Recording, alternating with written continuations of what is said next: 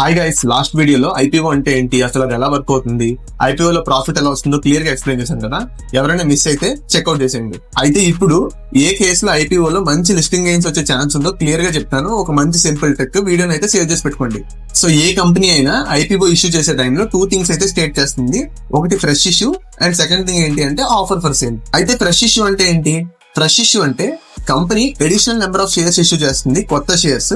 And ఈ shares కి మన డబ్బులు అయితే కలెక్ట్ చేస్తుంది. ఈ డబ్బులు డైరెక్ట్ గా కంపెనీ అయితే యూజ్ చేసుకుంటుంది. దేనికి యూజ్ చేయొచ్చు అంటే డెట్ రీపే చేయడానికి యూజ్ చేయొచ్చు, వర్కింగ్ క్యాపిటల్ కోసం యూజ్ చేయొచ్చు, లేదా కొత్త ఇన్వెస్ట్మెంట్స్ కోసం అయినా యూజ్ చేయొచ్చు. దీని వల్ల కంపెనీకి ఫ్యూచర్ లో మంచి గ్రోత్ అయితే ఉంటుంది. Second thing offer for sale. Offer for sale అంటే కంపెనీ ఏ న్యూ షేర్స్ ని ఇష్యూ చేయట్లేదు, కంపెనీ దగ్గర ఉన్న ఆల్రెడీ ఎగ్జిస్టింగ్ షేర్స్ ని కంపెనీ సేల్ చేస్తుంది.